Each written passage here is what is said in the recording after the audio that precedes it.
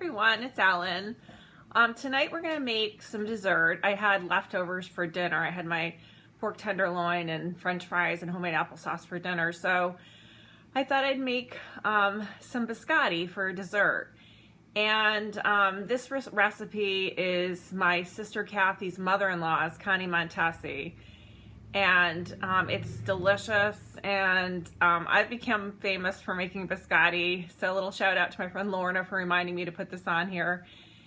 And I'll go over the ingredients. It's not many ingredients, and then we'll get started. Okay, so you need 6 eggs. Got my 2 for my other container, and then I have a dozen here, but 6 eggs. Vanilla. Okay, you need vanilla, pure vanilla, or this is imitation. It's cheaper. Baking powder. Okay, baking powder. Granulated sugar, not brown sugar, granulated sugar. White sugar. Flour. I've got my flour jar back here. And butter. So melted butter, actually. So we're gonna get started, and oh, and then just some shortening to grease the cookie sheet when you do put the biscotti together on the cookie sheet, and I'll show you how to do that. Okay, let's start. Okay, so we're going to start with the wet ingredients, and I melted the butter, so we have the butter. So I'm just going to put it in a stainless steel bowl, pour it right in. And then I'm going to pour in 2 cups of white sugar. It seems like a lot, but it's actually, you know, I'm just going to adjust this a little bit. It does seem like a lot, but it's kind of just what the recipe calls for. So, so do 2 cups of sugar. So we're going to put that right in with the melted butter. So 1, 2,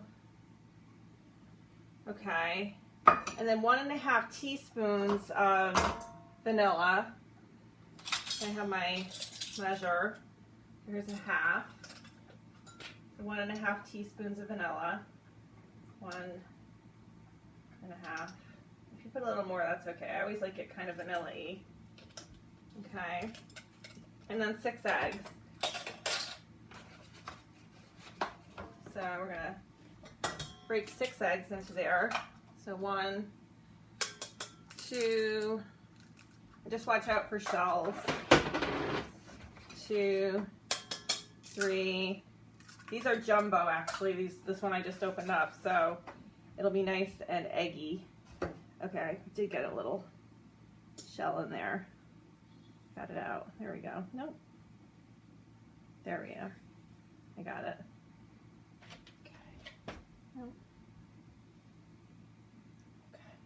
I'm gonna wash my hand off. Okay, so 1, 2, 3, 4, 5. I had 2 yolks. It's gonna be really rich. 5, 6. All right, so then I'm gonna take a wooden utensil and stir it. I'm just gonna take a wooden utensil and I'm gonna stir it all together. So, this down, and preheat your oven to 350. Should have said that already, but yeah, preheat your oven to 350. You're gonna get all these wet ingredients together. Now, some people like to mix the sugar with the butter first, and that's fine. Like whatever works.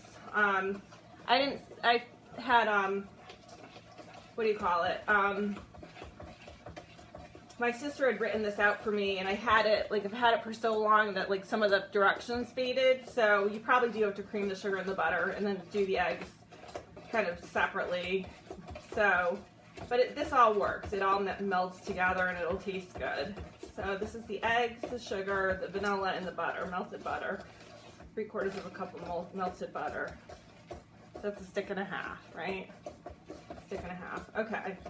So this is going well here. This is getting mixed together. All right, so I'm just gonna give it another stir, and then I'll do the dry ingredients. Okay. good. Okay, so the dry ingredients, we're going to do 5 cups of flour. So I have my stainless bowl, and I just want to double check if it's 5 cups of flour. So 1, and whatever kind of cup measure you use is fine. 2, 3, and don't overdo it with the flour. 4, 5, because it is a lot of flour. So just make sure you're not putting too much on. 5. Okay. So we're going to add to this a teaspoon, sorry. Wait, let me see. How many teaspoons? Oh, sorry. 2 tablespoons of baking powder. So let me get my tablespoon measure. So 2 tablespoons. I always, even though I've done it a million times, like I always still have to look at the recipe.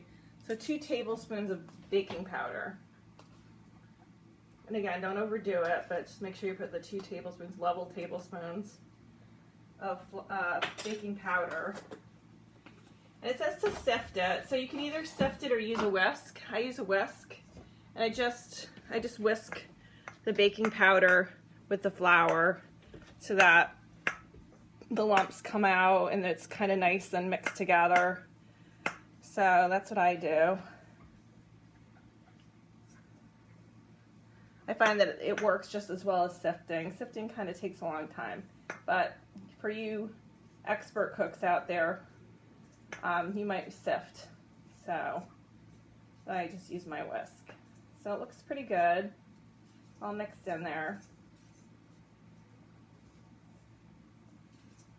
All right. All right. So what I'm going to do now, I'm going to mix my wet ingredients into the dry ingredients. And so I'm just going to mix them right in there. Some people mix the dry into the wet, but because the dry ingredients are in the bigger bowl, I'm mixing the wet into the dry. So like I said, experts might do it differently. This is just what I'm doing tonight in our time of quarantine. Have mercy on me. Okay, so we're going to mix this all together until it's formed into a dough. And it doesn't take too long, but it's it'll be a nice consistency of dough. So yeah, so the dry ingredients were just the baking powder and the flour, and then the wet ingredients were the butter, sugar, in the melted butter, sugar, vanilla, eggs. Yeah. Okay. All right, so it's getting formed. Just get all the dry ingredients into the batter, to the dough, I should say. So it just takes a little love. Got to give your Biscotti some love, right? As Jim would say. Give it some love. Just give it some love. And just a reminder to wash your hands before. And when I did the eggs, I kind of rinsed my hand off after the eggs a little bit. All right, so this is getting good. I'm use my. Okay, so this is good. It's forming a nice dough. A little bit of dry ingredients on the bottom I'm going to mix in. You need a little elbow grease in this. A little strength. All right, so here we go. All right, so what I'm going to do is I'm going to put the wet ingredient bowl in the sink. And then I'm going to put some of this away. The sugar I'll put over here, the eggs in here, the eggs away. Okay. I'm just washing my hands. All right, so you have, and I'm going to put my flour away too.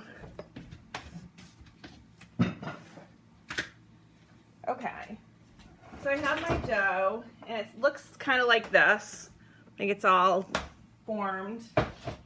And I'm just going to wipe off the counter a little bit. of the dough. And have my handy towel. Okay, so I'm going to take Crisco. You can use the Pam, you can use the spray, you can use vegetable oil, butter, but I just use the Crisco. I like the Crisco. So I'm going to take a pan. I'm going to take a cookie sheet. I'm just going to grease the cookie sheet.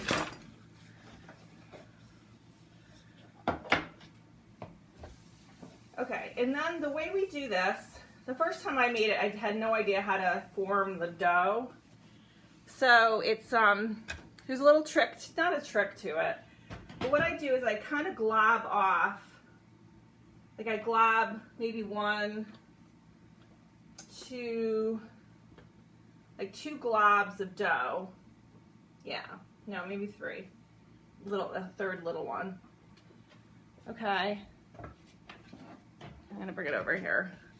So what I do is I just take the dough and I form like a kind of like a rectangular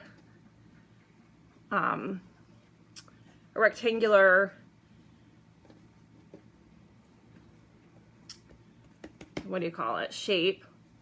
I just do the sides like this and I pat it down. I kind of get it kind of flat. And you have the whole cookie sheet to use. It does spread and when you bake it. So I just spread it a little bit.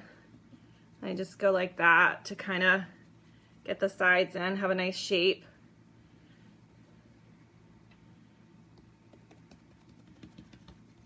My husband used to love to make this and of course eat this. Okay, so there you go. So it looks like this. So it's ready to go in the oven. So I'm going to put it in the oven.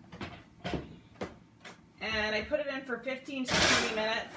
I've found, I think it's 18 minutes is my oven temperature. So at 350 in my oven, it's 18 minutes, but anywhere from 15 to 20 minutes. So if you want to set it at 15 to check it, you can do that. And then if you want to wait, if you want to do it for the 18, that seems to work for me. But that's it.